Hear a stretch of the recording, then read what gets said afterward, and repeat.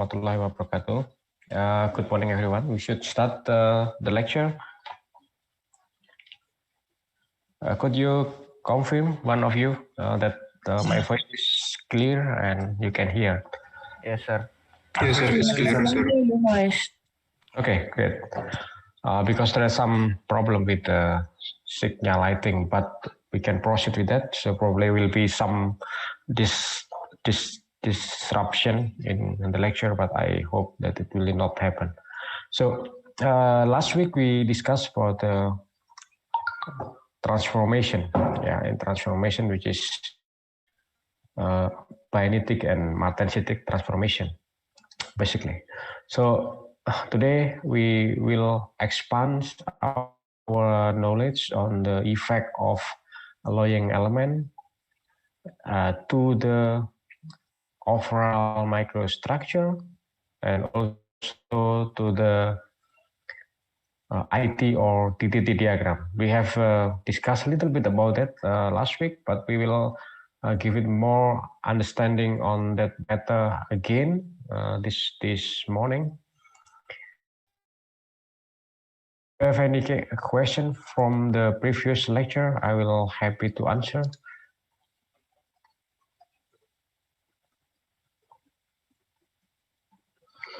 If not, then we will continue. So today we will talk about the effect of alloying element, and this one we should start with the annotation. Okay. The effect of alloying element, and then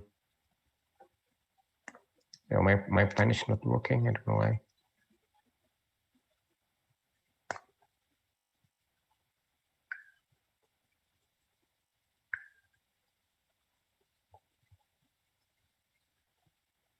Okay.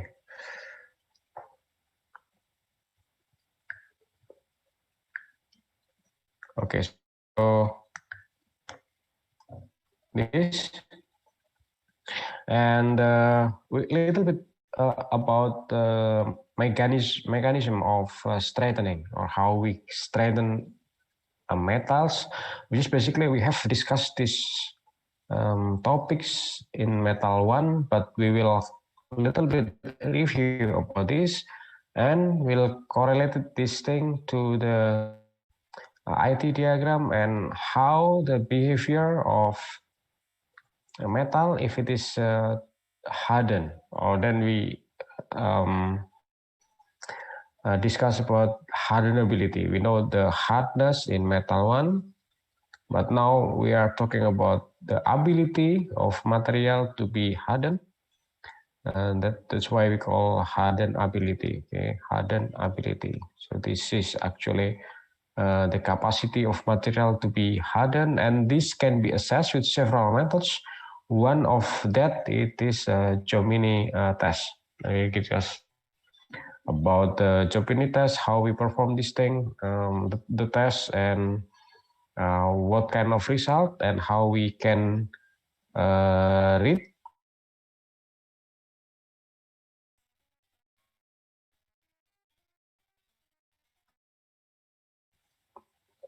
from the. Okay, so this is basically the general idea. So if we have composition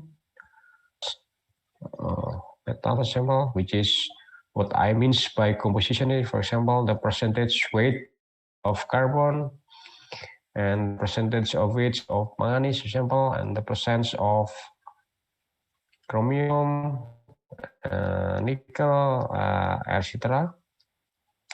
Which is inside the steel, we call it the composition of steel. So this composition, and this composition give metal microstructure basically, yeah.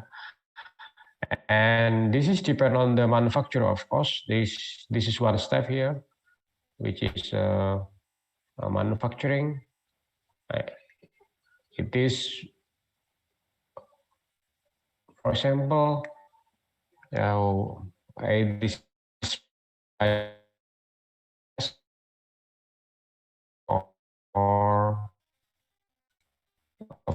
forming will give different modification. We call it this processing or modification.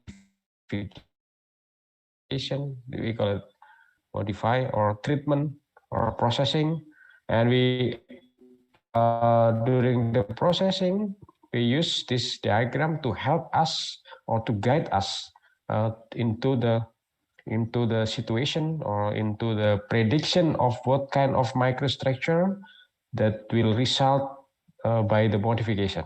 So as we already learned, for example, if we would like to have Martensite, then we have to quench the sample very fast, and should be in front of the critical cooling rate, so in front of the nose. However, if we would like to have a perlit, then we cool it quite a bit slow, either in the air or in the furnace. So we keep the sample inside the furnace. We turn off the down by itself.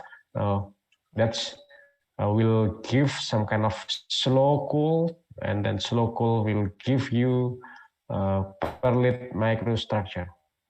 So this is guided by the TTT diagram, and from this diagram we know MS, which is Martensite start and Martensite finish, and how much Martensite, as we discussed last week, it depends on at which temperature we quench the sample. So this quenching temperature is very important. So then we have alloy with modified microstructure. Okay, then which means that this also optimize mechanical properties. So basically, the idea of changing composition, for example, how much carbon, how much manganese, how much chromium, actually optimize mechanical properties. Depend on the application and depend on what kind.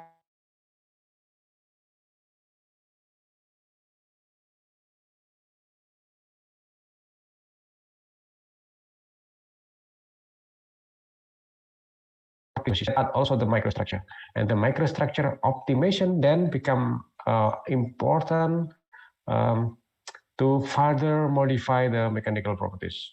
So in summary, basically there is two ways. The first is to change the composition. The second is to change the microstructure by changing the processing or heat or treatment.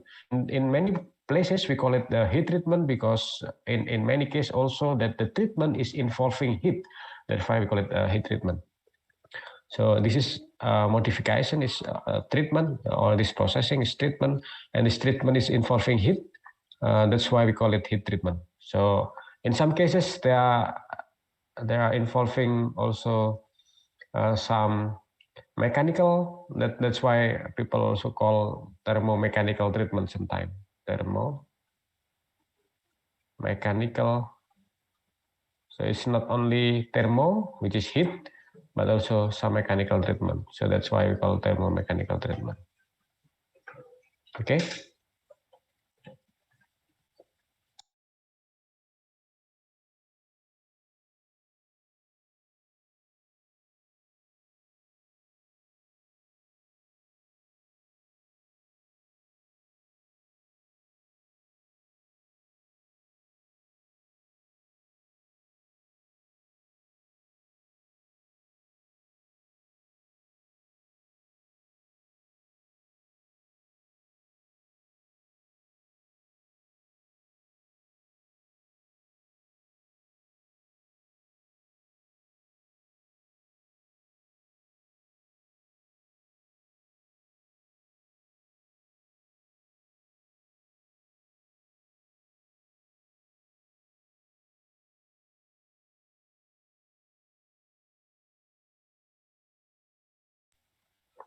Okay, we continue.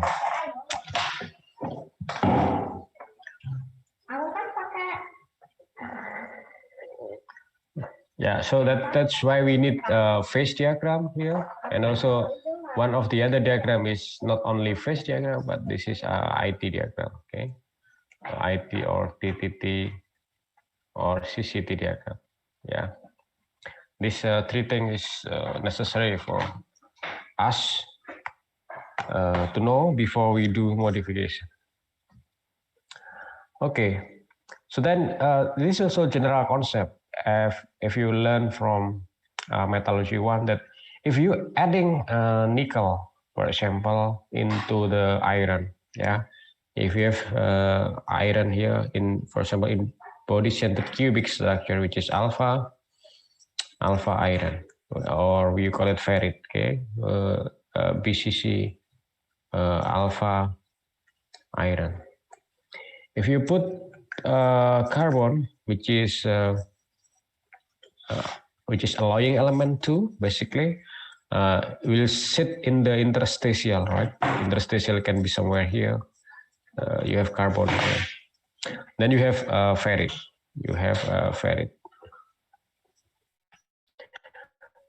But you can also, in addition to the carbon, here is carbon, here is iron. You can also add another thing, for example, nickel. We have nickel here with this color, orange nickel. You can add nickel. So how if you add nickel, because nickel have a similar size, close to the iron, so we call it a substitutional alloying element. It will actually replace one of these. So we can actually remove this thing, okay, and this will replace actually this thing, okay, will replace this thing. So this is called substitutional alloying, substitutional.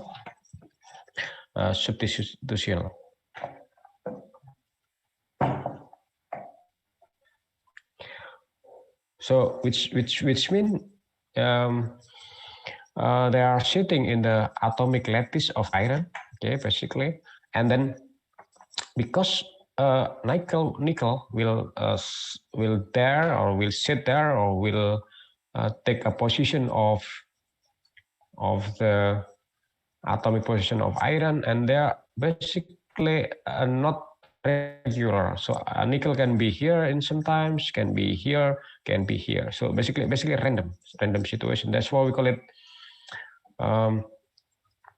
dissolve randomly, and then we call it a solid solution later on. So this dissolve in iron, and then it is basically random, and then we call it solid solution. Solid solution is still alpha with nickel as alloying element. Okay, alpha containing nickel. So this is basically dissolve, and then as we know that dissolve element will increase strength of the phase. We learn in metal 1 because this interaction of microstrain or microstress inside the microstructure and increase the strength of the phase. Whenever you have an increase on the phase, it means that in total in macro strength will be also increased. And then in other situation, if you increase more and more nickel or in more and more other alloying element, for example chromium or nickel, also other alloying element, then they will be saturated. It can be saturated situation. So there will be saturation of alloying element. So then whenever it is saturated, then as you know that, for example, they will saturate means too much, too much. There will be no not random situation anymore. Then it become precipitate. So forming precipitate. So they are form another phase. So if this is too much nickel, for example, and there will be formation of other phase here, which is, for example, let's take very specific nickel here, and then nickel is arranged in regular like that, and then this become some other compounds here. Okay, other compounds. Okay.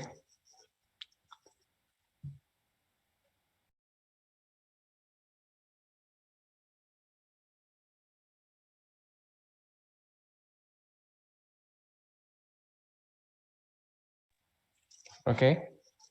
So there are two scenarios here. So for alloying element, the first is dissolve into the phase, and the second is forming another compounds, which is we call it precipitate sometimes, because it is mainly between a main phase. So if you have a microstructure like that, which is containing grain boundaries here, containing grain boundary, and usually the second phase, which is something form. We call it precipitate because usually form in between main phase, something like that. We call this thing precipitate. Okay. Because the morphology is nothing to do with the chemical or thing like that, but it's something to do with the morphology because they form between something else, which is the main. That's why we call it precipitate. And then, as you know, also precipitate also increasing the strength of microstructure because it will be hinder the movement of dislocation. If you remember that the strength of alloy or element is a phase is actually depend on the movement of dislocation. Okay, anyone remember that thing? If you hinder the dislocation movement, it means that you increase the strength of materials. That's the idea behind the strengthening mechanism. The second idea, basically, the first idea you dissolve element, and the second is okay, and either this is dissolved in the phase or it will form the precipitate. Actually, it will change the equilibrium phase diagram. Okay, the first it will change equilibrium phase diagram. So, for example, the eutectic point is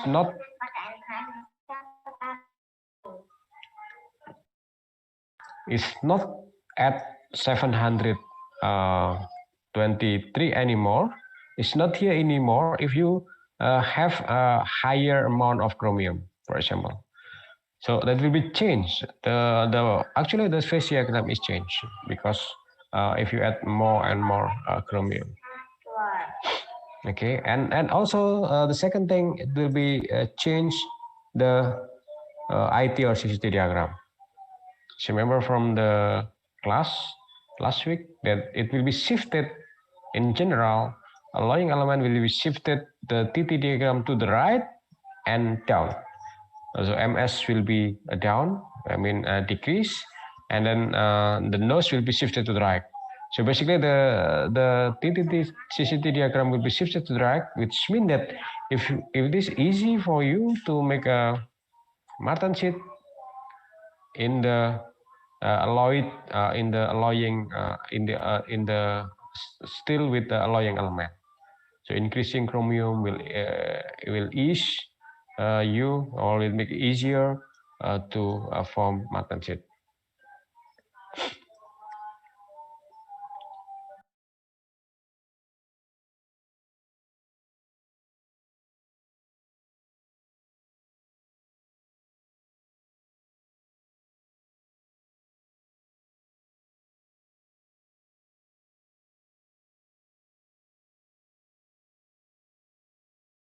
Okay, if you have any question, you literally keep still thinking about this, and then if you have any question, you can actually discuss.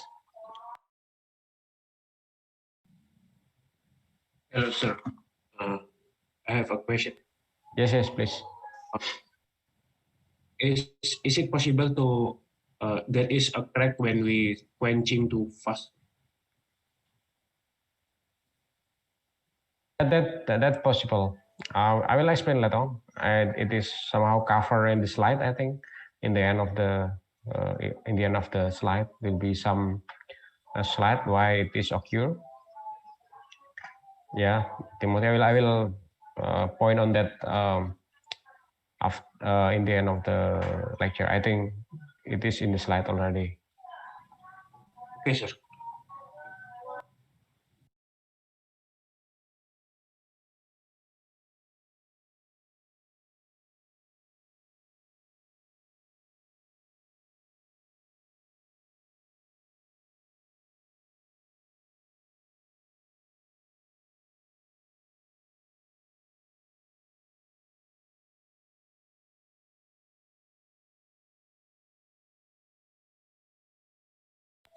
Okay, as I mentioned before, there are possibility of allowing element to be dissolved in ferrite and making other compounds. Okay, and then these compounds can be many form.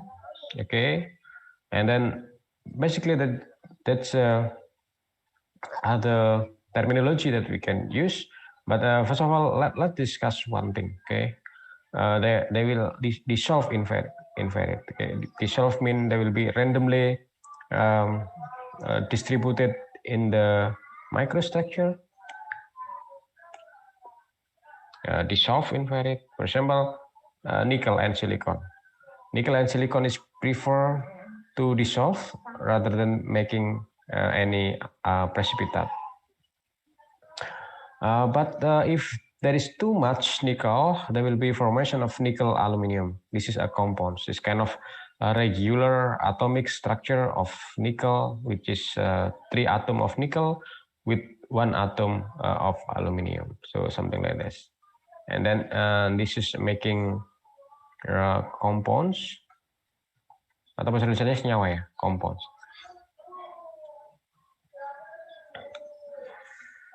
And then we'll take also another example, which is manganese. Manganese, see, this is this arrow tell you that the probability of manganese inside the microstructure will be dissolved.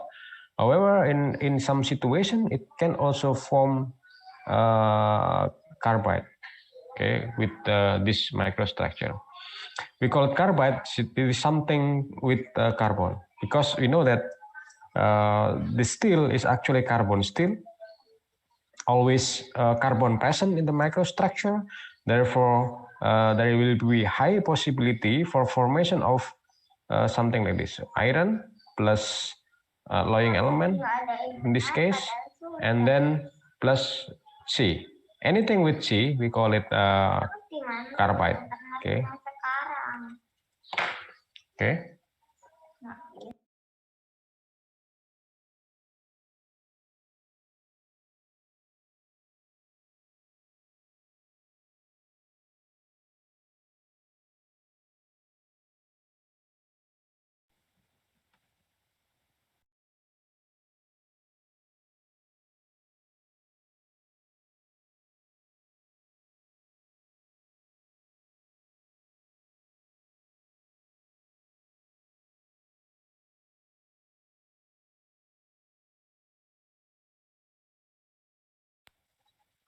Okay. Okay, then it also similar with the other, for example, chromium. See, the chromium is tend to dissolve. However, it's too much, there will be also formation of carbide. Molybdenum, tungsten, vanadium, titanium. See that titanium is, the arrow is going to there rather than here. So basically, if you add titanium, they are preferred to make a carbide rather than dissolve. So which means that if you put titanium here, for example, you put titanium atom somewhere in the microstructure, they prefer to make some kind of titanium carbide in the grain or inside here, rather than dissolve it. So they will make it titanium carbide. Instead of dissolve, they will prefer to form titanium carbide. But later on, we will also probably discuss what is different between the two. But this is the tendency for the titanium to make carbide rather than dissolve in ferrite. This is in ferrite. So aluminium prefer to dissolve, copper also. So This is some example of how distribution of alloying element in carbide. Okay. Sorry, in ferrite. In steel, for the effect to the path stability, or in other words, in the term of phase diagram, how alloying element behave into the phase diagram, or the effect of alloying element into the phase diagram. That's why if we talk about the stability, and then there is element that is actually stabilize ferrite. Okay, which means that they are prefer to dissolve in ferrite and stabilize the phase. And then also alloy that is stabilized austenite and dissolve in stabilized austenite. I will explain later on, maybe in the next slide, what does it mean. Okay.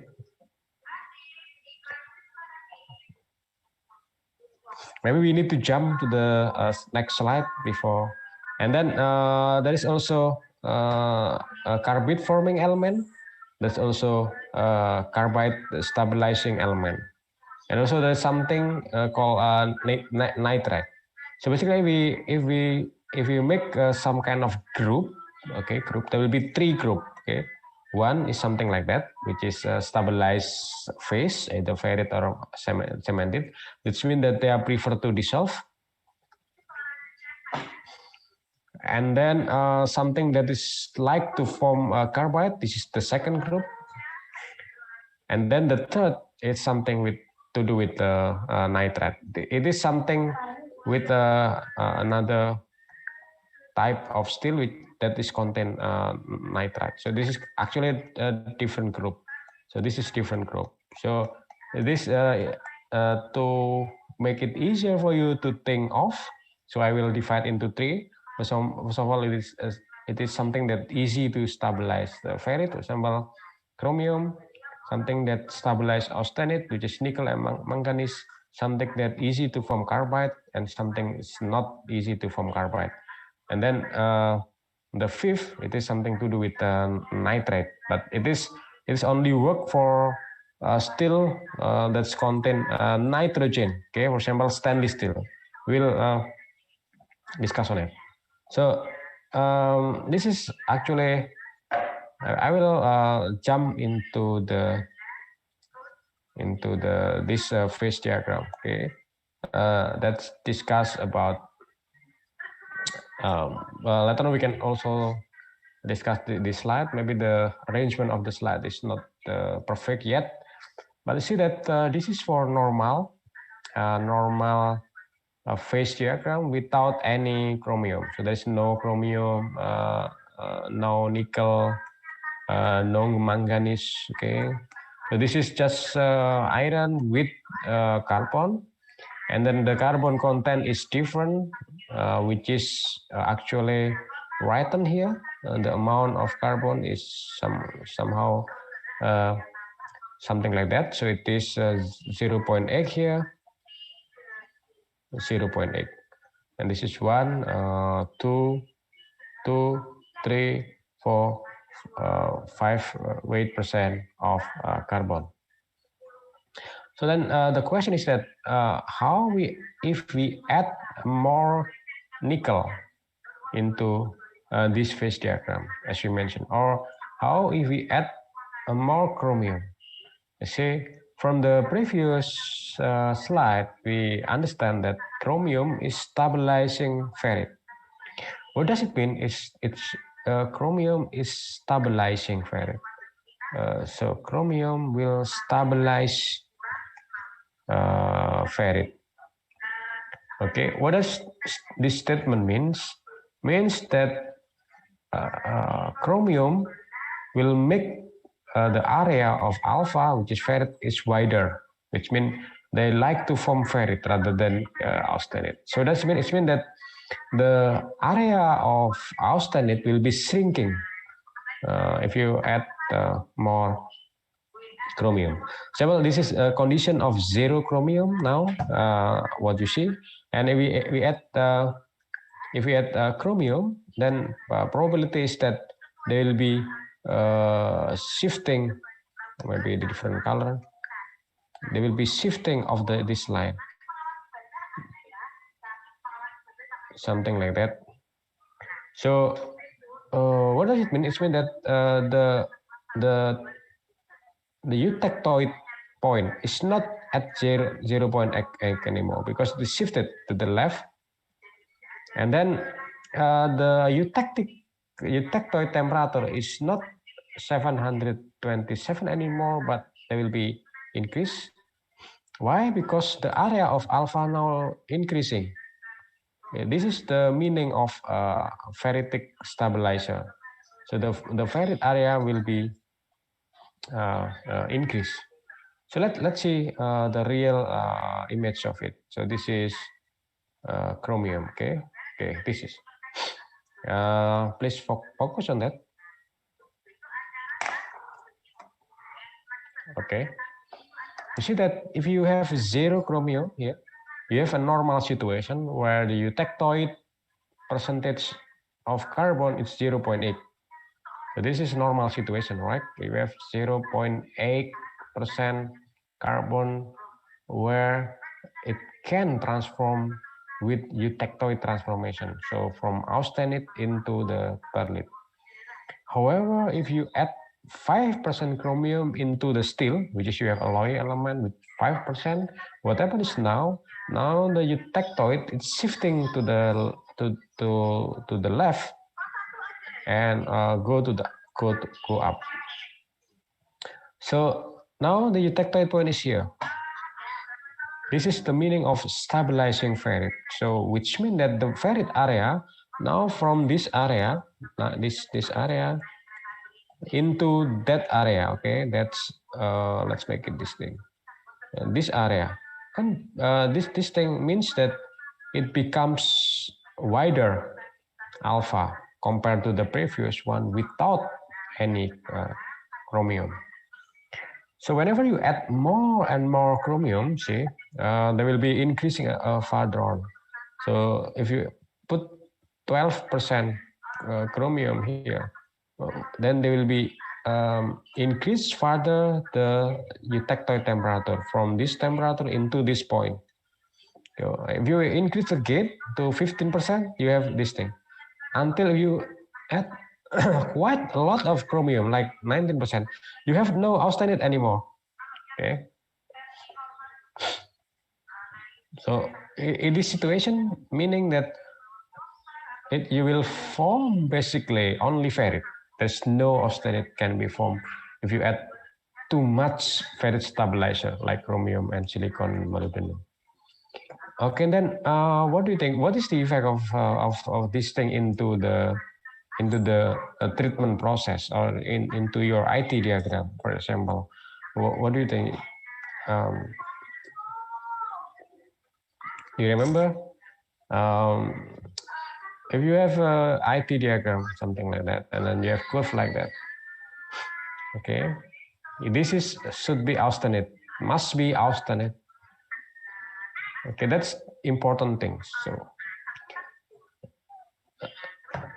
the things that can be formed martensite, it must be austenite. It must be austenite. Only austenite. Only austenite.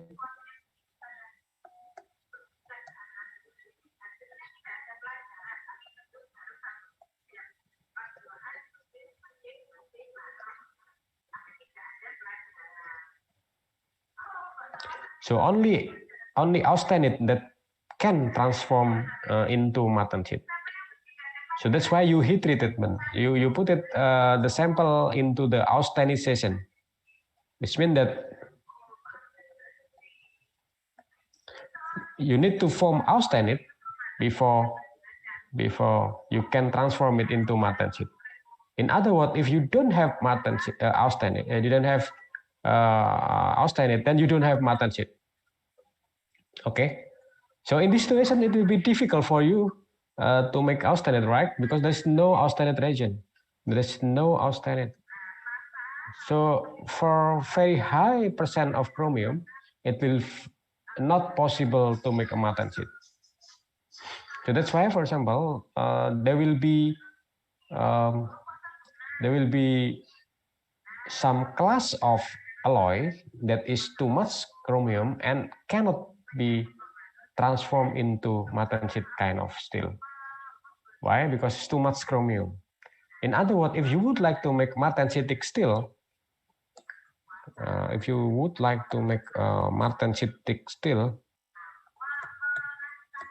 what do you think? What do you think? What is in your mind? If you want to make a martensite steel, then the chromium should not more than 19%. Okay, that's the case. So why? Because if you add, so the chromium content cannot be higher than 19. Cannot be higher than that. It should be less than 19%. If it is higher than 19%, then you cannot form austenite. Then you cannot form martensite. Which does mean you cannot make martensitic steel. So basically, the idea is connected one to the others. Okay.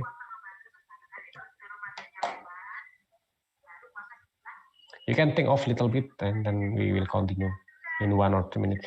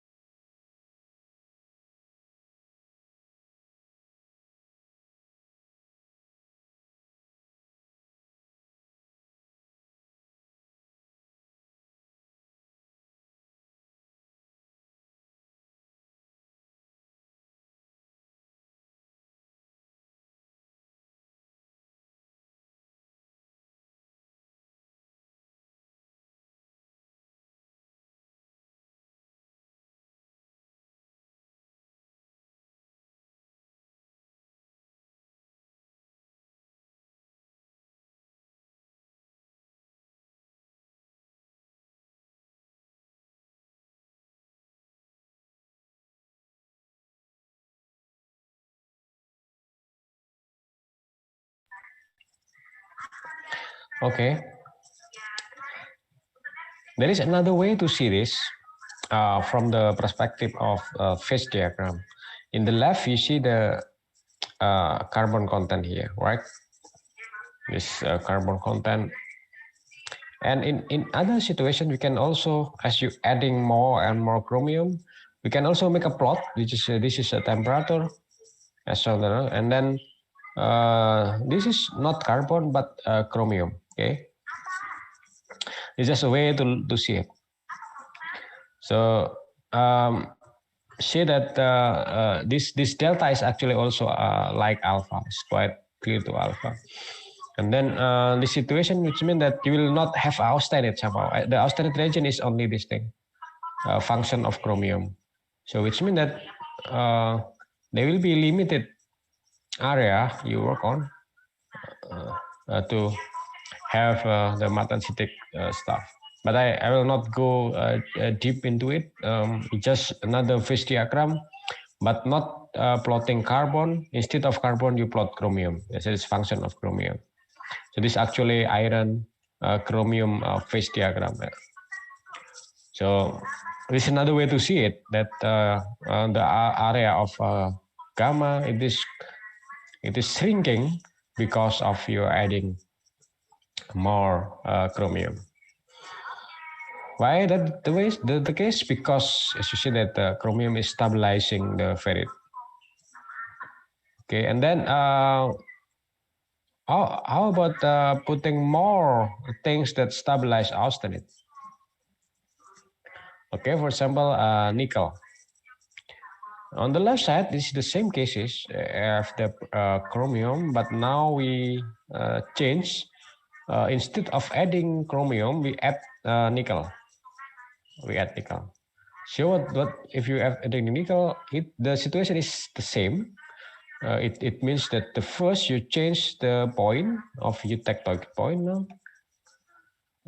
This is without any nickel, and then you put a more nickel sample here, 2.5% nickel. What this happen is that there will be eutectoid decreasing temperature. It's not 727 anymore, but it's less than that. It could be 700. It could be more less than 700. For example, if you're adding more manganese here. Here, yeah, manganese. It is 0.35 manganese, almost zero, and it's 2.5 here. And then if you put 9, then you have this line, which means that now the eutectoid is now shifting to the left and going to the down. It means that now eutectoid temperature is less than 727 anymore.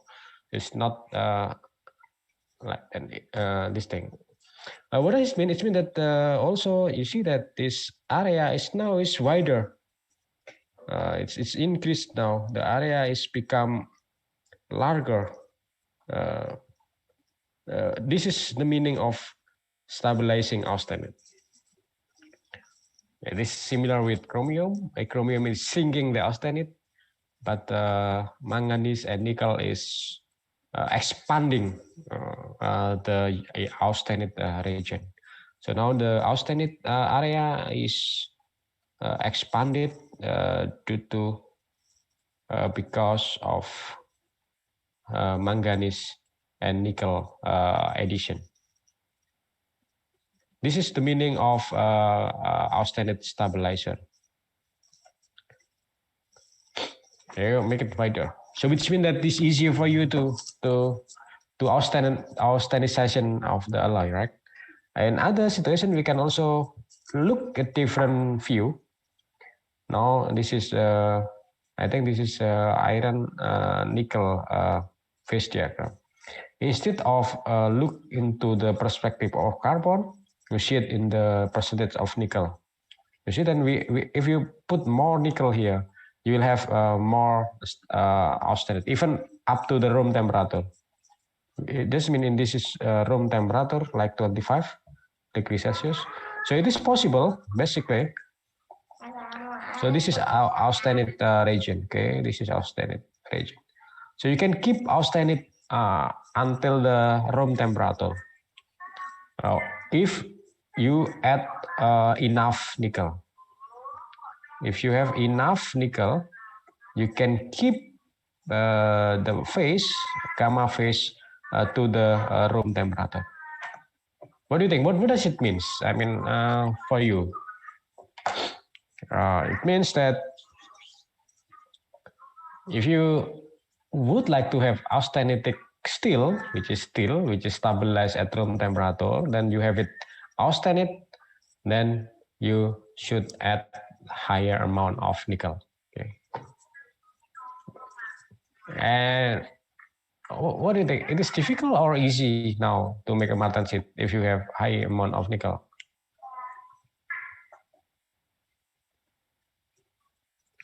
Any idea? I think it's very easy, sir. Why it is easy?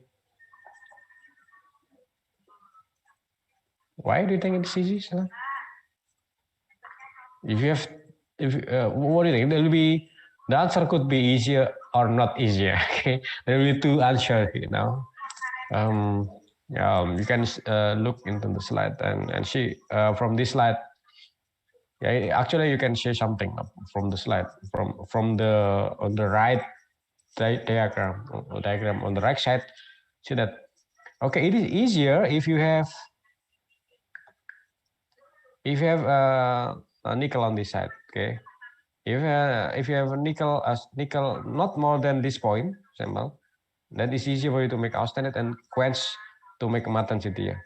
But however, if you have too much nickel from here, then you cannot form martensite on this side because it's always stable at room temperature. Okay, this is not possible.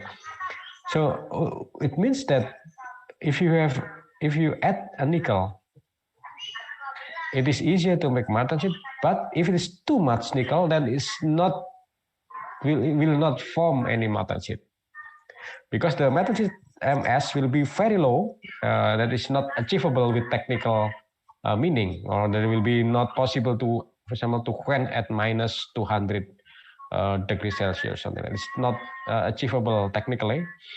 Therefore, in other words, we can just say it is not possible to form, not easy to form martensite if you have too many nickel. For example, if you have probably about 8%, now this point is about 8. So if you have 8% nickel, then if this is the boundary for you. So to have a martensite, you need to keep the nickel below 8%, or maybe below 7%, to make it easier for you to make martensite. Otherwise, there will be no formation of martensite because there's no line here. You need this line, right, to make the transformation of martensite. Austenite to martensite. So the short answer is that it is easier if it is low, but it's not possible if it is too high. So this is the way. So you keep some level of nickel to make martensite.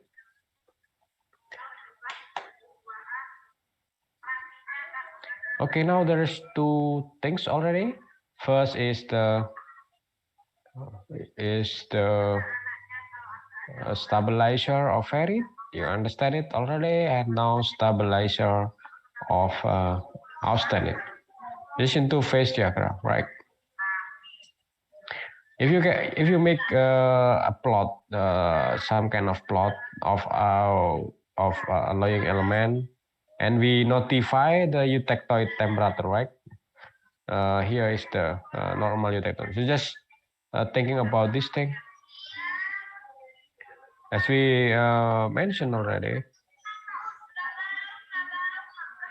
this eutectoid point that we think, this is occur at 723, okay, for 0% of alloying element.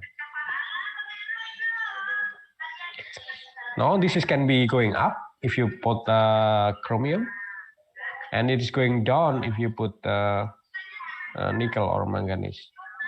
And we can summarize the situation with this curve. Okay, if you add more chromium, for example, yeah, we will see this this point. It will be increase the eutectoid temperature. This is a ferrite stabilizer. And if you would like to make very strong ferrite stabilizer, you can put molybdenum here. See, there increase the eutectoid temperature because of addition of percent alloying element. In other situation, if you put nickel here, you see that they are decreasing the eutectoid temperature. It means that they are stabilized austenite rather than stabilizing ferrite. So you can actually divide into two areas here.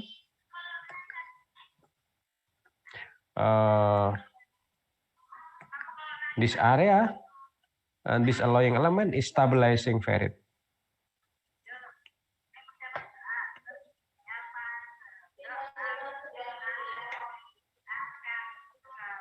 And this side down is stabilized.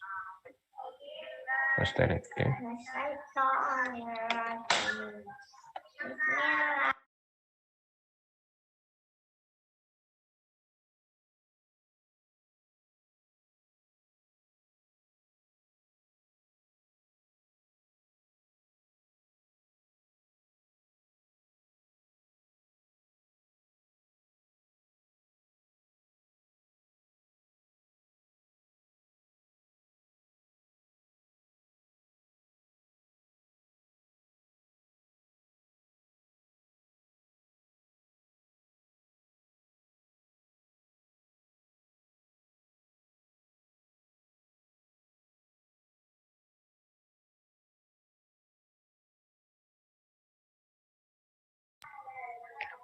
And now you can answer the question in the exam, right? If you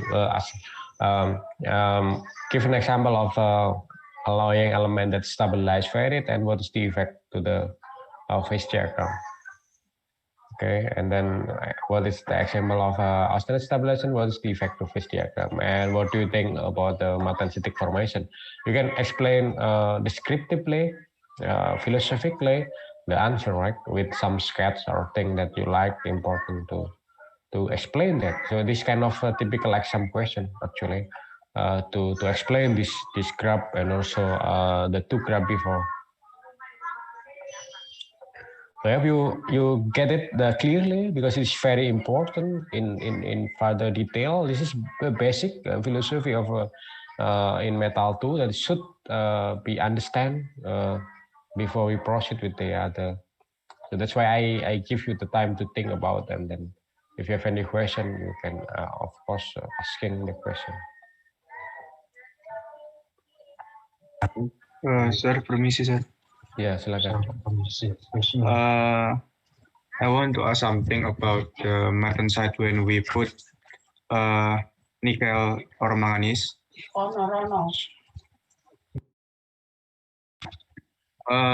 When we put chromium, the manganese is not easier to form because the area of austenite doesn't occur, right, sir?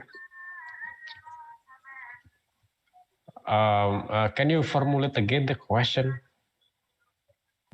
Pakai bahasa Indonesia aja ya, Pak. Ya, silakan.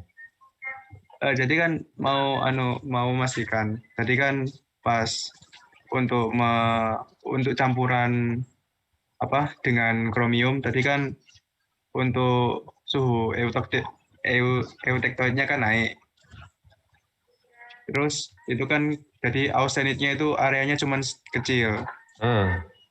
Jadi kalau areanya kecil itu untuk membuat martensit itu jadi semakin sulit ya, Pak? Kalau misalnya austenitnya kecil. Itu saja pertanyaannya, ada yang lain? Sama yang ini, untuk yang tadi, yang ditambahkan sama nikel dan manganes. Oke. Nah itu kan tadi kan kalau tambahkan sama nikel sama manganes itu eutektoid temperaturnya kan semakin rendah. Jadi kata Bapak tadi stabil di suhu ruangan. Itu kenapa kok saya masih rada bingung, kenapa kok nggak mudah untuk dibuat martensitnya?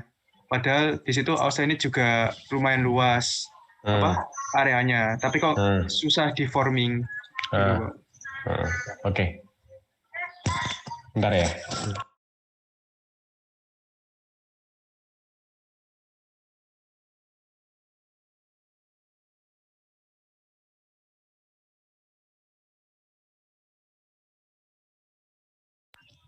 Ada dua pertanyaan ya. Yang pertama,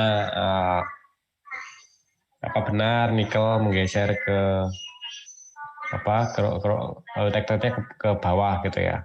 Kalau semakin ke bawah kan harusnya semakin mudah kan gitu untuk bentuk martensit. Kalau tambah kromium dia menyempit jadi sulit kan gitu pertanyaannya.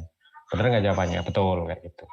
Nah, yang kedua mungkin ada yang bisa menjawab. Kalau bisa menjawab itu pinter berarti, sudah bisa ngerti maksudnya.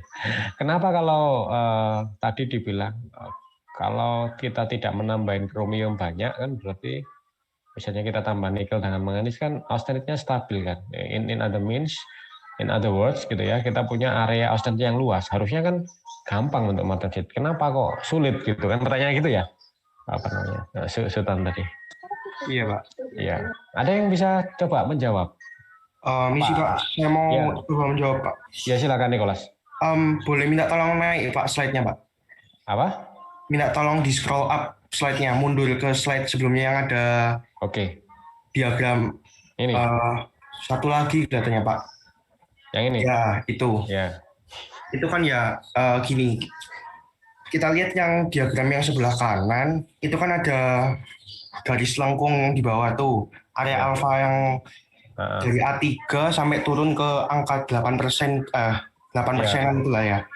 Itu kan berarti posisinya ini ceritanya kalau misalnya nikel atau manganis kita itu kalau yang di area sebelah kiri ya, nikel atau manganis kita itu posisinya masih nggak terlalu banyak. Itu posisi dia jadi untuk apa ya, line yang disentuh gitu loh di A3 itu dia masih ada gimana ya, istilahnya kalau terlalu ke kanan itu dia nggak nyentuh sama garis lengkungnya yang dibentuk sama A3 sampai 8% itu. Jadi karena nggak ada kesentuh itu akhirnya dia nggak bisa membuat manganis, karena untuk bisa membuat manganis tuh kayak yang Pak Warno gambar tuh, waktu ditarik garis ke bawah manganis tuh harus nyentuh martensit mungkin ya, maksudnya alfa itu martensit ya.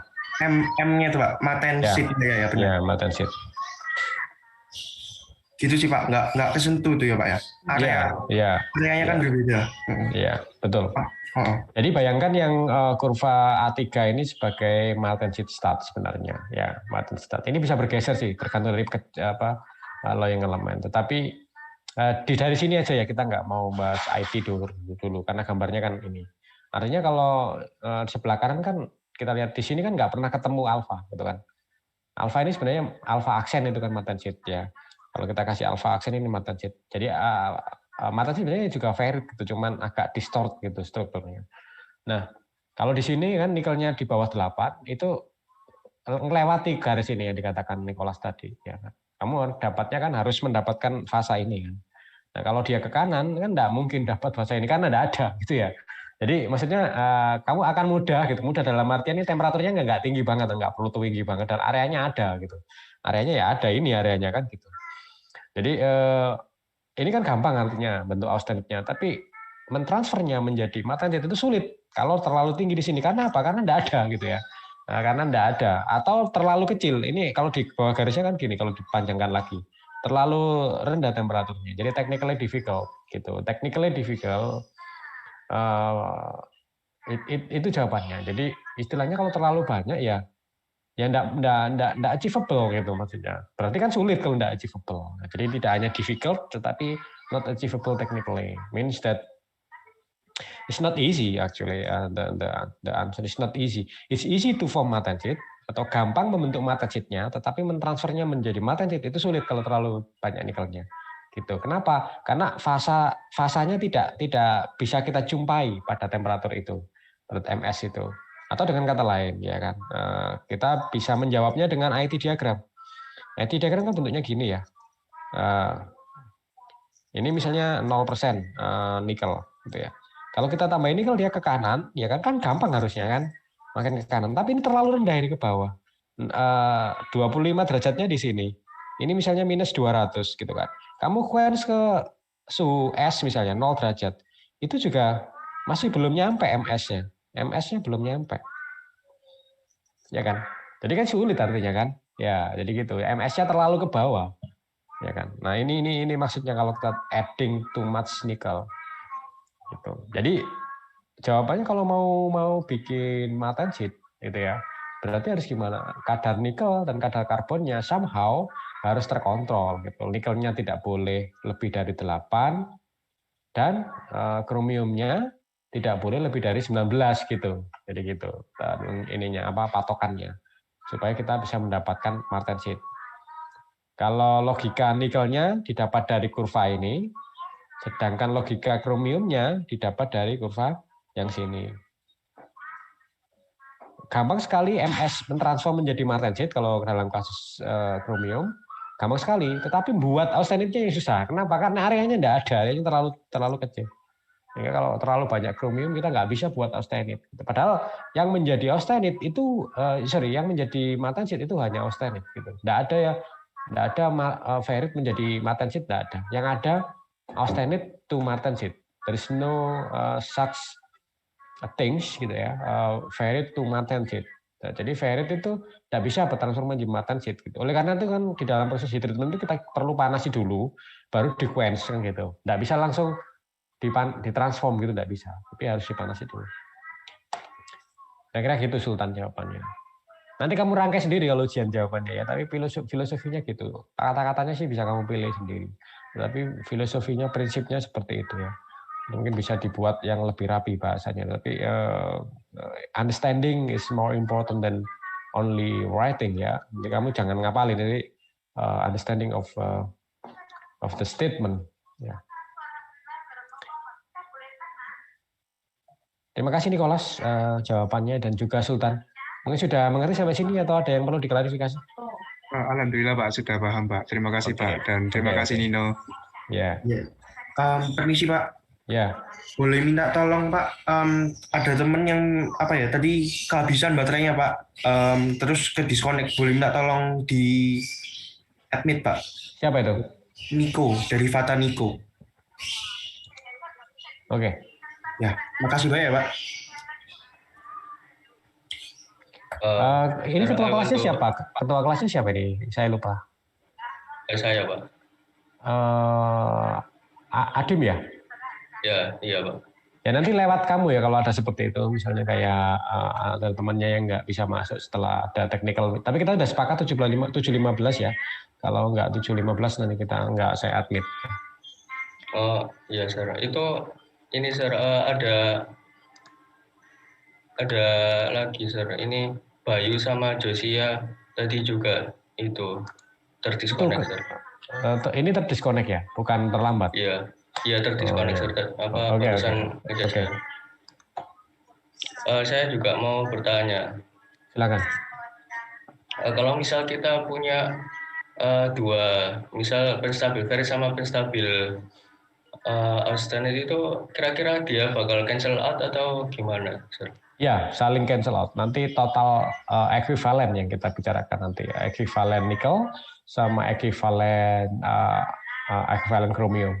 There will be two things because we are mostly talking about chromium as ferrite stabilizer and nickel as austenite stabilizer.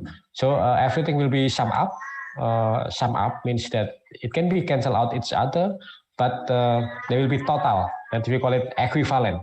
So there will be carbon equivalent and nickel equivalent. This is somehow we can find it somewhere in the books or in the internet, but basically this is empirical.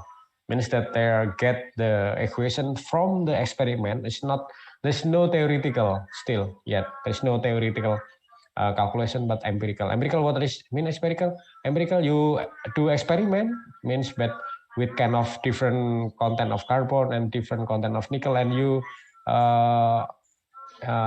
do experiment at which temperature each alloy is transformed, and then you make an equation based on that experiment. That's why we call it empirical equation.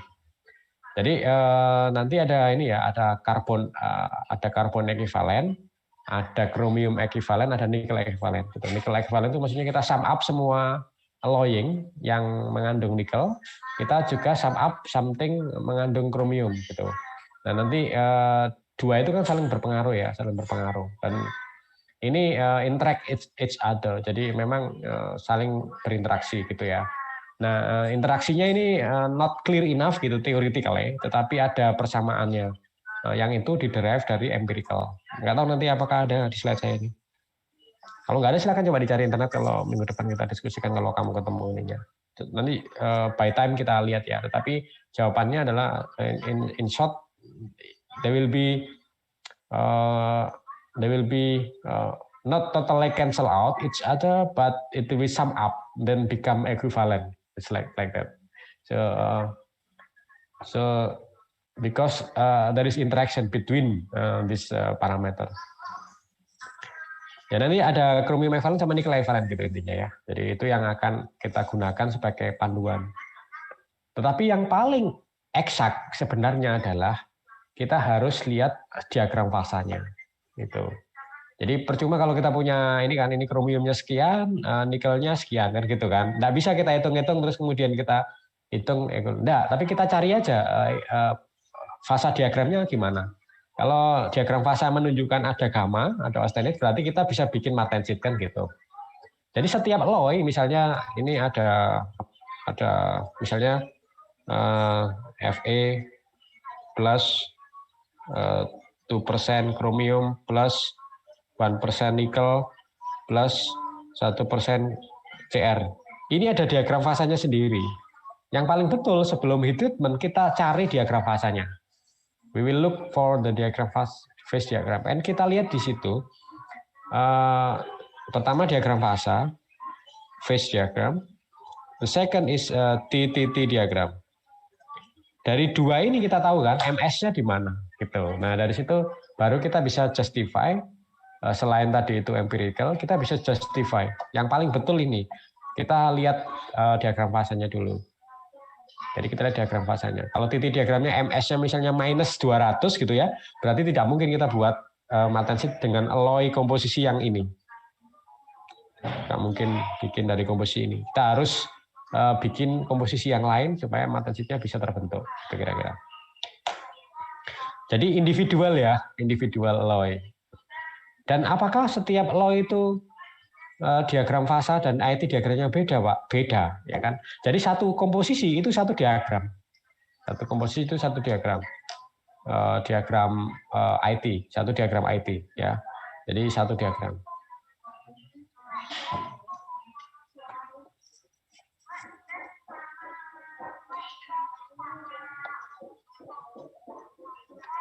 Silakan kalau ada yang perlu diklarifikasi.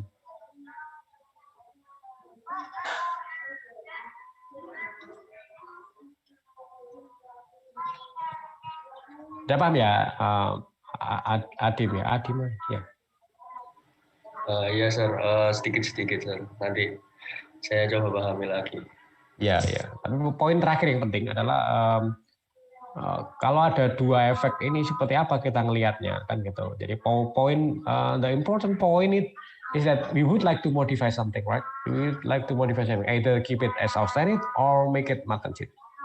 The best way to see is that we look for phase diagram for individual alloy, for each alloy that we would like to transform into the microstructure that we would like. Okay, but our understanding about the effect of alloy alignment is especially empirical. Means that every alloy will have their role as either stabilizer or either as ferrite stabilizer or austenite stabilizer.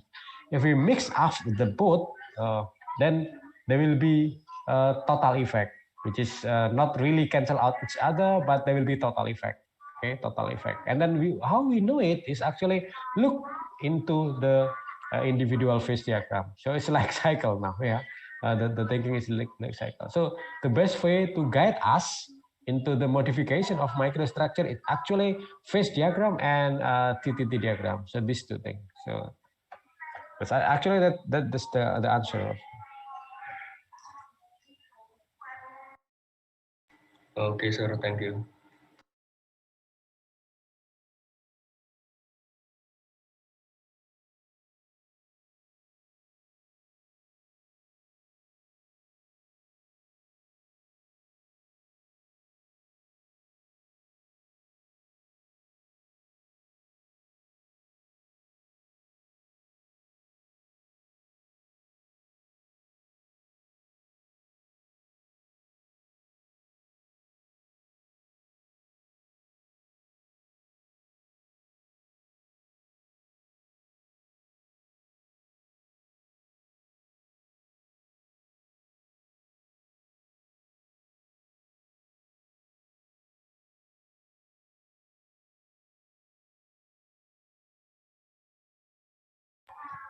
Okay, let's continue for a while. This is already done, I think, in Metal 1, so you can see it again. You can review that the strength of material is increased due to the alloying. I already explained it, and then see that when we would like to see it as a total impact of alloying element into the mechanical properties of alloy. Let's make an example of a ferrite microstructure. Right? Ferrite is alpha, and this is basically BCC alloy. And then if we see that most of alloying element is actually increasing the strength. Yeah. So this is basically the effect of alloying element into the mechanical properties, right? just give you some guiding that the effect, in total effect, because we are very interested in the development of mechanical properties. That's why we are talking about the effect of the mechanical properties. But this is actually a little bit jumping. Okay, so we have a alloying element, basic alloying element. This will change the microstructure. We discussed it already. How the effect of the dynamic microstructure we can predict it with diagram, with diagram, and then this is equilibrium and also IT, and then we have mechanical properties like hardness. Okay, so we can see here, for example, what is we have molybdenum and nickel. Okay, this is two things, right? This is alpha stabilizer, nickel is gamma stabilizer, but in total they both actually increasing the hardness, which means the original of the hardness is different things, which means that they are actually we don't care what happened in microstructure. That's what this slide tell us, that basically if we add something into the alloying element into the steel, then they in general they increase the hardness. And then how about the amount of martensit? This is actually on the hardness. So see that the percent of martensit, increasing the amount of martensit will increase the hardness. Basically, this is just logic, right? Hardness is more have a harder compared to the other microstructure. So if we have a more martensit, then which means that more hard in total. I mean, hardness is in total will be increased. So it's not really. Okay, so how about the effect of alloying element into the TTD diagram? We already discussed a little bit about it, but let's see into in the detail about this. For example, we have a plain carbon steel, right? We have plain carbon steel. So this still tell you that 1, 0 means this is plain carbon. Plain carbon, it means that there is no additional alloying element other than carbon. So just carbon, okay? And then 40, this 40, this 2 digit on this symbol on names give you idea about the carbon content. This is 0.4% carbon. This is 0.4. So now if you add additional alloying element into this steel, so now the idea is that to add alloying element into this steel. Now it's become the carbon content is still the same, 40 means that 0.4% carbon, and then 5.1 is tell you that there is actually addition alloying element into the steel. Okay, and what element is? It is manganese and chromium. So if you put manganese and chromium, you have another type of steel, which is 5140 alloy with. So basically, this is this steel with addition of manganese and chromium. And what you have is that now they are shifted to the right, right? This nose now a little bit going to the right, okay? And previously this here, and now it's sitting to the right. And then the MS,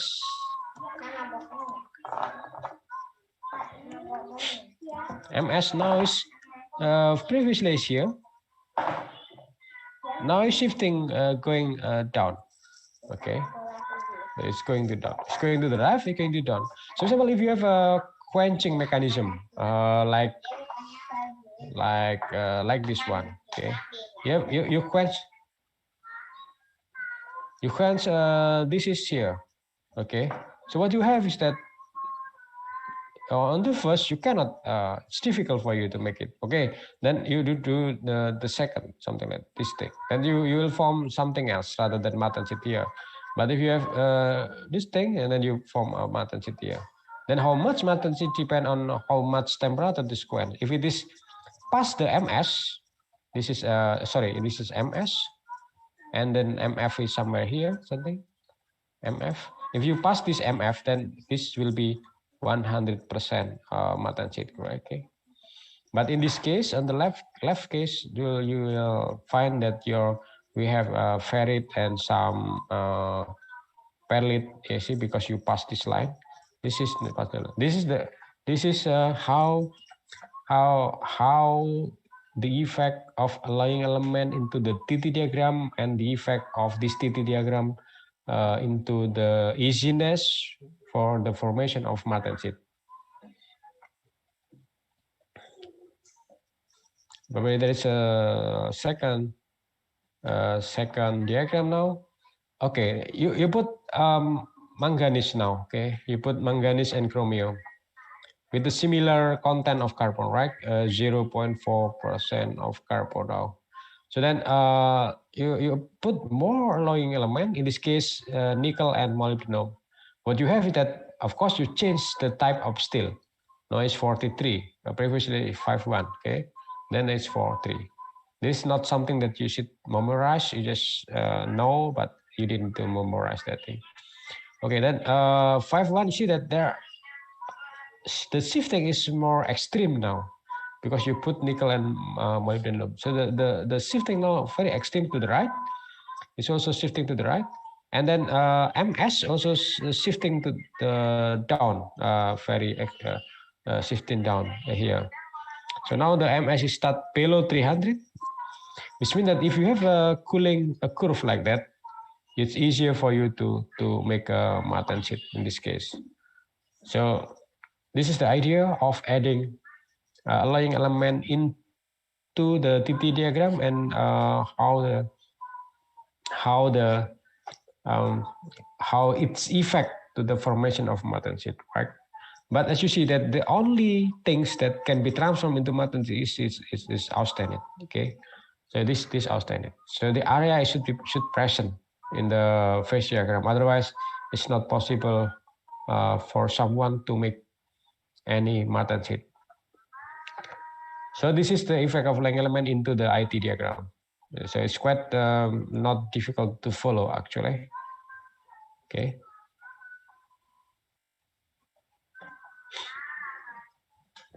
Okay, up to now, we have already discussed two things.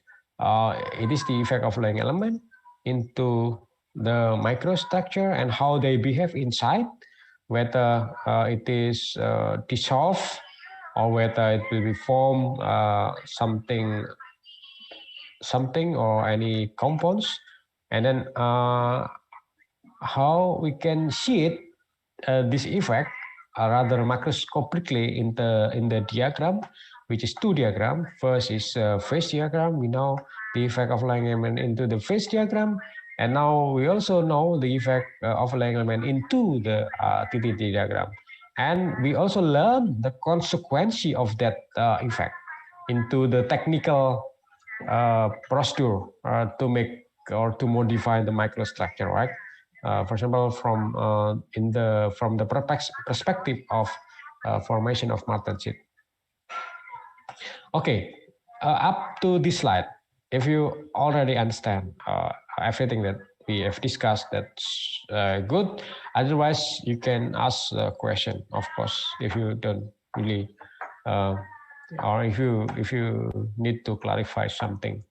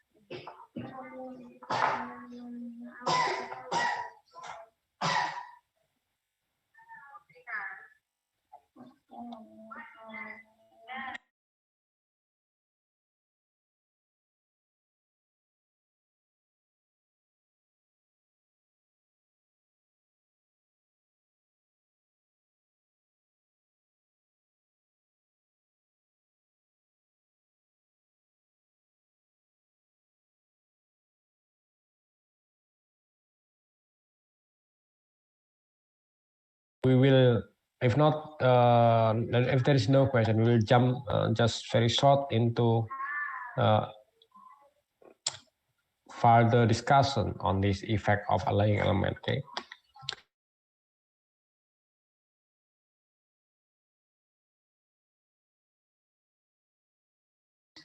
Alloy be hardened.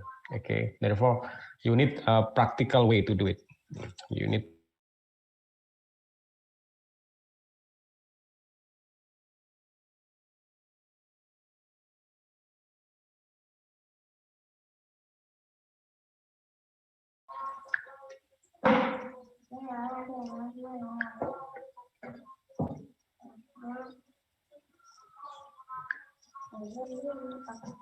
to judge. What is judge? To judge the how easy or difficult an alloy to be hardened. Okay, you need a practical approach. This is the keyword. Okay, so therefore we should develop some kind of method to quantify or to compare one alloy to the other in terms of how easy they will be hardened. Okay, therefore there's new term. This we call it hardenability. So instead of discussing about hardness now, so we call it hardenability, which means that this is the ability of steel or alloy to be hardened. But the next, it's very important. Okay. So if your answer is just stop here, that will be not correct. So it should be additional word to say it. So what we call hardenability is the ability of steel to be hardened by formation of martensite. So it should be about martensite, right? Because we will measure something to do with martensite. It's not only the ability to be hardened, but also related to the formation of martensite. And then, in other words, therefore, we can also say it that the hardenability is a measure of how is alloy to form martensite. And in some cases, it is something to do with the geometry. Okay, something to do with the geometry. So.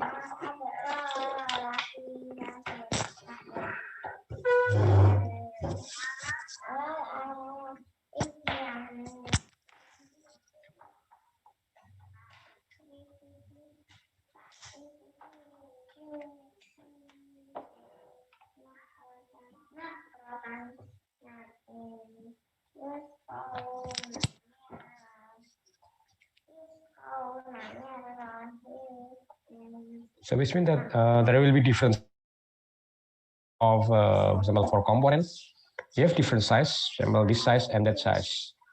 So your sample or your component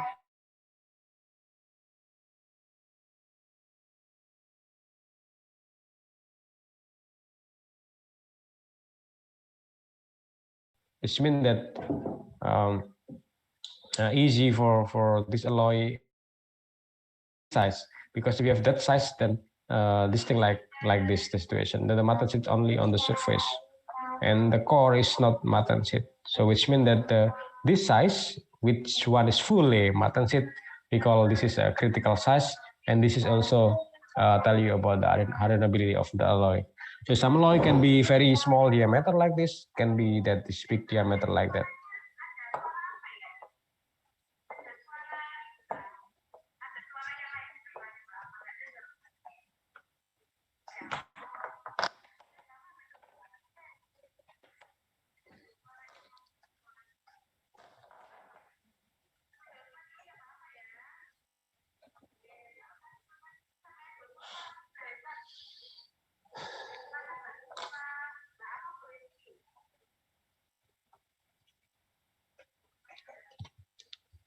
Okay then, so what is the factor that is the effect to the hardenability or factor affect to the hardenability? Is first is the chemical composition. The second is the structure of the steel before quenching. For example, austenite grain size, state of underlying element. This is something very detailed on it. But first of all, we'll discuss about chemical composition in the beginning, as this is common things. So there are two. First is chemical composition, of course. The second is the structure or microstructure prior or before the process is done or before the quenching. So see, this is probably the idea also why it is sometimes there is a critical size for the sample to be hardened. That's also because cooling rate in the surface and in the core is different. Sometimes in many cases in the surface is faster cooling rate, but in the core is slower cooling rate. To assess this effect of cooling rate plus the chemical composition of the steel, we use a practical approach. This practical approach, we call this practical approach. One of this is Jomini method. There is other method, but this is that's common use. It is a Jomini method. So what is Jomini method? It's basically some kind of procedural step. And this is standardized also. So you have standardized to do these Jomini tests, basically, or Jomini methods. So what you should have is that you should make a sample from the alloy that you would like to measure the hardenability. So if you would like to measure the hardenability of steel sample, you should make sample. And the sample, it should be make from the steel that you would like to measure, okay? And then the sample is a bar in diameter. So you have the diameter, which means the cylindrical stuff, with the diameter is 1 inch, 1 inch, and the length of the sample is 4 inch. Can we make it more than that? No, you should make it in this size. Why? Because it's already standardized, okay? Okay, you can do it, of course, but it's not standardized. And then people will ask about your method, and if it's not standard, then there will be some question about it. So better to stay on the standard. If you have the sample on that standard, if not, then we can modify the standard anyway. But basically, we should keep in the standard. You should place in the picture. You see something like that. This is actually summarizing, okay? But let's see it. So you have this size,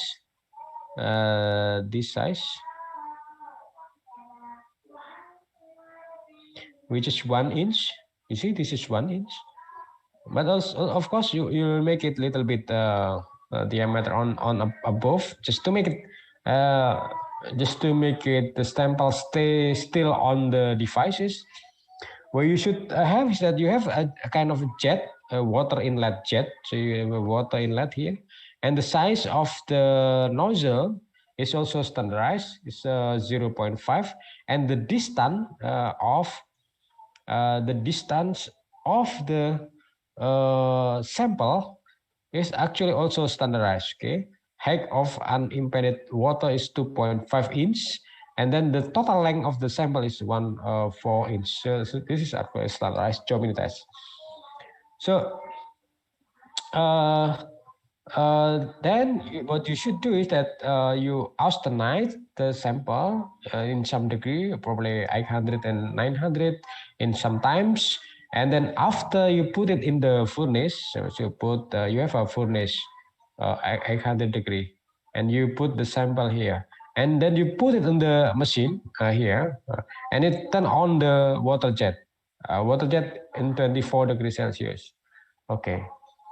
And this is, of course, logically there will be quench, which is very fast cooling rate in the edge, and then the cooling rate becomes slower whenever the point is increased from below or from the edge into above here.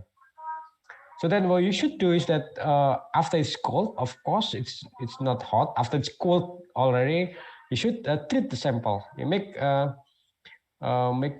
this thing. You scrub the surface here on the edge and measure the Rockwell C hardness. So you have something like that. This is your sample. You scrub above on the position. Maybe you will have hardness laboratory work, right? On the metal one, you know how to measure it, and then you measure here one by one, and every point here, and every point, and then make a plot. So let's do this thing. So you measure in the surface something like that. You measure one by one in the distance of about 1/16 inch. And you measured it, this every point here, and you have a plot, okay, how the hardness is decreased over the length of the sample from the quench end. So this is the quench end, which is this ends, okay, this is this ends and the ends. Of course, the logic now is that you will have a situation that the hardness will be decreased following the length from the edge. This is logic, right? Why? Because the cooling rate is different from point to point. In the beginning, they will be a high cooling rate, but far away from the jet, that will be less cooling rate, or will be slower cooling rate. So then the hardness will be depending on the distance from the edge quench. In other words, that there will be a different phase inside, right? But we just measure the mechanical properties right now, and logically you should observe that the hardness will be decreased as function of the length from the edge quench, like this. Okay, but let's see. In many cases, they will be presented like this. It will be presented like a band. Okay, it's not like one single line like this, like it's just a band of it. Why? Because there is experimental error during the experiment, of course. That's why it's minimum and maximum. This band is very useful. Just tell you that in many cases they will be presented as a band. It's not single line. But to make it easy in our discussion, we just using a line, and probably you already predicts, okay, why the hardness is changed, because the cooling rate is changed, and then because the cooling rate is changed at every point, therefore it will give you a different microstructure. For example, in the edge here, it will be very fast cooling rate like this. And what you have is matte sheet. But in the little bit far away from the end, from the edge, you have a blue, and then this is a little bit pearlite here because there is pearlite formation. Therefore, the hardness is a little bit lower. And the green one, which is a little rather far away from the edge, you have something like that, which is a fine pearlite. You see that the hardness now is going down. If it's far away, you have still pearlite, okay? Then you have something like this. Far away here, maybe there's no change here. So you have a different microstructure. So in discussion, if we discuss back to the discussion, we say that Jomini test will assess the hardenability. Okay. Also, in the second aim is that the Jomini test also assess or would like to know how much matte sheet actually form. Okay, yeah, that's the thing. So the first is the hardness. The second is the how is this alloy to form matte sheet. Okay, so you will have this kind of different alloy sample. So let's say this is a plain carbon steel. Okay, it's 10, and 40 is carbon content. If you increase carbon content to 0.6, you have this alloy. This is just different grain size. You don't care about that in the moment. And then this is alloying element with some kind of manganese, I think. And then this is manganese molybdenum alloy, and this is probably manganese nickel alloy. You see, you have different. So what do you think? You can guess which one of this alloy, you can say the number, that have high hardenability. Which alloy pose or have high hardenability. So can you guess which one?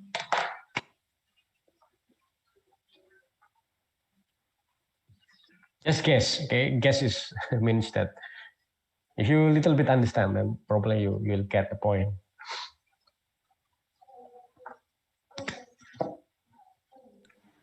Maybe 4340, sir. 4340, right? Yeah. Yes. Yeah, that's correct. Why not 1060?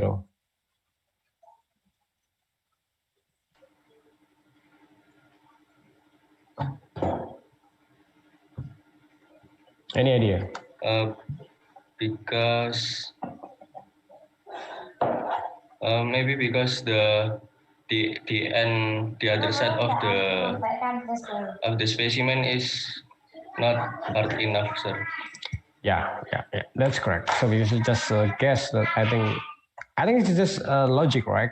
Okay, that's important of a logical thinking or critical thinking in science. That even you don't know things, but you already have some learning or studying a little bit about this, and you know now your answer is correct. Okay, that's very important in your life, of course. Scientific justification is just actually kind of common sense. Okay, so of course, definition of hardenability is the ability to form martensite. This means that ability for material to make a martensite, right? And then this means that 4040 is something that quite stable now. The formation of martensite is quite easy, even you go deep into the sample. So this is basically the definition of hardenability. How deep it is the sample to be hardened. So this is the answer will be 4340. Okay, and then less hardenability or less ability to be hardened is 4140. Okay, then why not 1060? Even though you see that the hardness in the beginning is very high, but it is very fastly jump into the very low hardness, which means that the martensite will be somewhere here, and then you have no martensite anymore after this distance. So which means that in the perspective of hardenability, this alloy is not easy to be hardened because the martensite only form in the edge. It's not goes into the depth of the sample. So that's the meaning of hardenability. So hardenability is something to do with the ability to form martensite and the ability of the steel to be hardened and the ability to form the martensite in relation to the size, in the depth of the sample. So in the depth of the hardness from the edge. So let's call it the easy term is the depth of the martensite. Okay, the depth of martensite. Okay, that's correct answer. That's pretty good because you just use your guessing. It's also the same thing. This is just a similar figure. Let's give you any. But it's more challenging to see this one, right? Rather than this one. This is pretty easy and quick answer. This 4340. This, of course, there's not debatable. That's easy. But yeah, of course, then you can. It's a similar logic. If you add alloying element, then of course going to the right, which means that higher amounts of alloying elements make easy for you to be hardened. Why it is?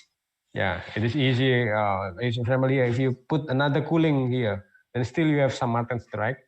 Then if you ship it again to, for example, here on C curve, and you have more martensite, of course. Even the cooling rate is rather slow, rather slowly compared to the blue one. So of course, logically, of course, you can think that addition of alloying element will make alloy easy to be hardened, or in other language, the hardenability of steel will be increased as the alloying element is increased. So that's the things.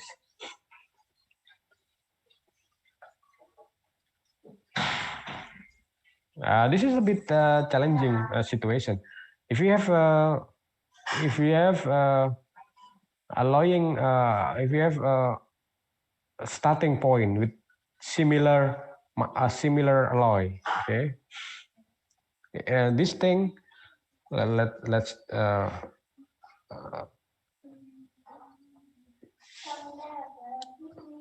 okay.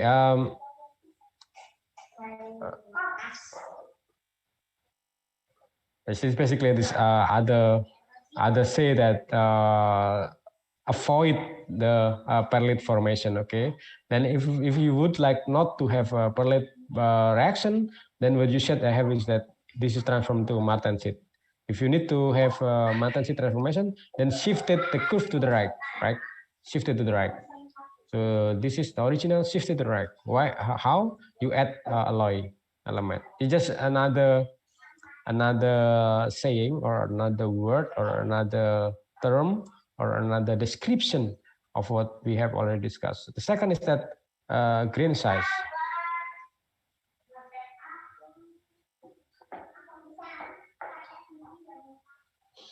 So this is quite new for you probably, and I need to little bit discuss about this. Let's imagine that you have austenite microstructure like that. This thing with 3 grain. This is call alloy A, and then you have alloy B, which is finer grain size, something like that. More fine or finer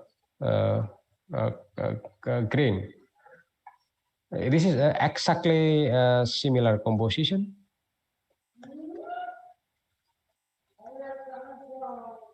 Similar composition, right?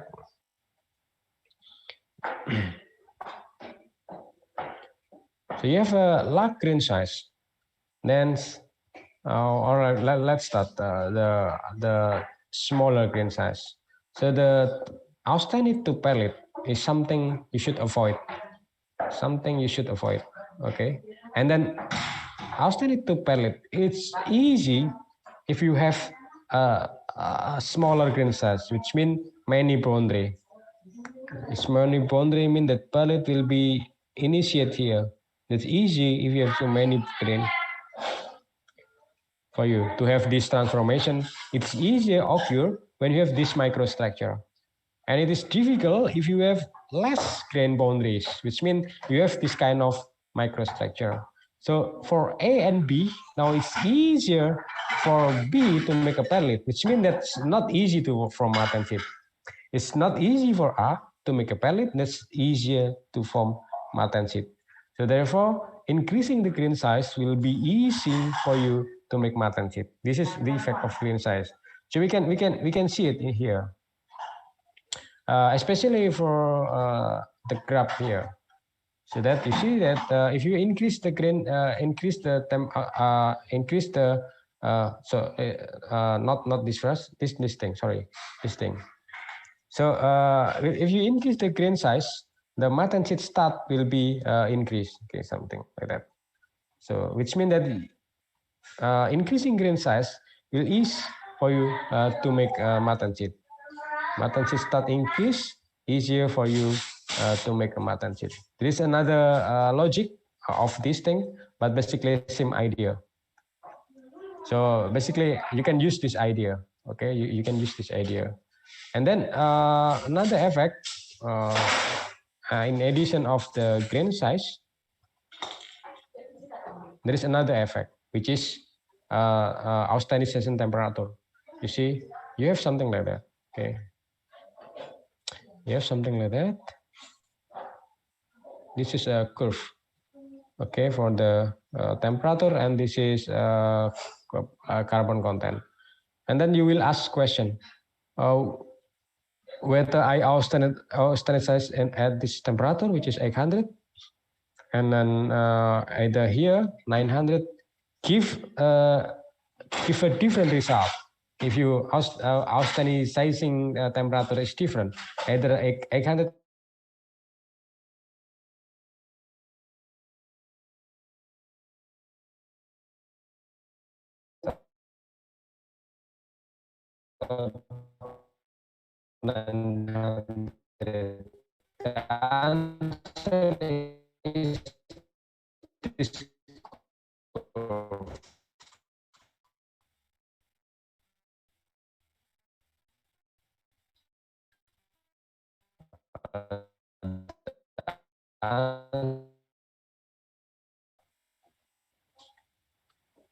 increase as the temperature austenitization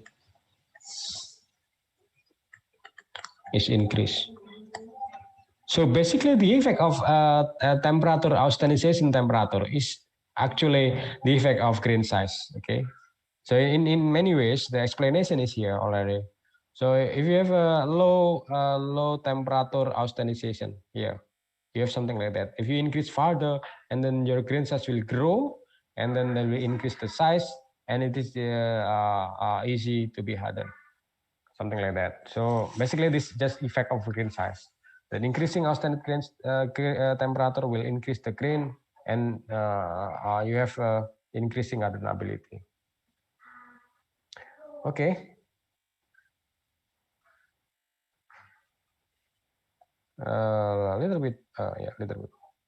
Maybe we have the effect of surface cracking on the next slide. Just be patient on it. I will explain later on. You see that we can have different cooling medium for quenching. Quenching, you can use either air, oil, or water. Okay, and then air will have a low severity, which means that cooling rate is quite slow. Oil is moderate. Very high is actually water. So if you have something like that and you make it cooling rate something like that, you should use water. If you have you want to have it here, you should have oil. If you have a little bit slow, you can use air. And then hardness, of course, is low, and then it's moderate and high. So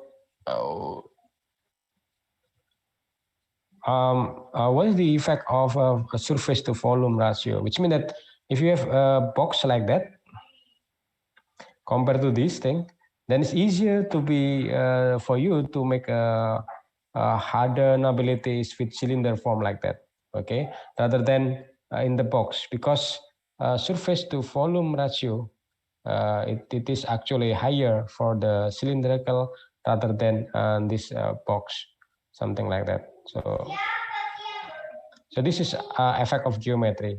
So if you have component like a box and component like cylindrical, then easier for you to make to harden the steel with this geometry rather than this geometry. So this just tell you a little bit about the effect of geometry. So it's all about the surface to volume ratio. Okay, surface is very important. Why? Because everything is start from the surface. So start from the surface and going to down to the core of the sample. So there is some practical stuff to consider, but the summary from the slide about the hardenability test is that you should do it with specific procedure, which is actually standardized. And then the second is that you will have kind of result, which is a plot of hardness function of a depth from the edge of the sample. And this curve will tell you whether the alloy have a higher hardenability or not. And then this also affected by the grain size. And the grain size is affected by temperatures. And then there is something else you need to consider is the geometry of the sample, and then practically the medium that you will use for doing quenching. So that's, I think, all for today. Next week we will discuss about the heat treatment, and then we need to set up the quiz, but I haven't arranged it yet. But just be prepared for every week. Okay, probably next week you see. Just be prepared. I already put all these slides in Classroom, and if you have any question furthermore, you can also ask a question. Since it is quite, it's actually fair enough because we have already lecture to have a quiz, but I promise you to give the slide. So I haven't sent it yet last week, but today I already put it in the Classroom. You can check it, you can find it. So next week, it's fair enough if we have some quiz for first evaluation. Okay. Any question? Izin bertanya, Pak.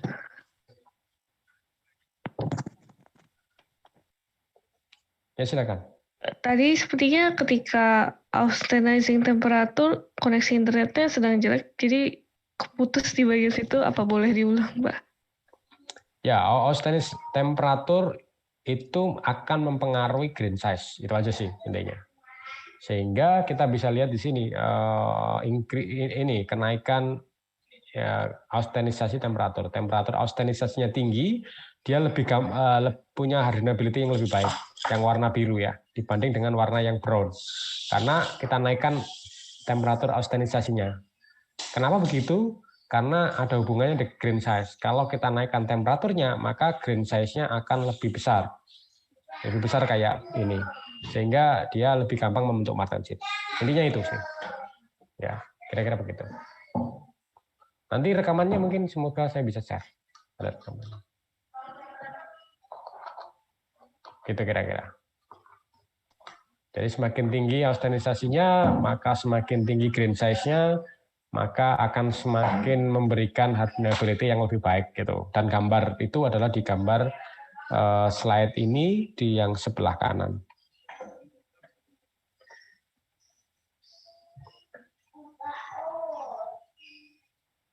Okay, that's clear enough? It's clear, thank you, sir. Okay, good. Any other question?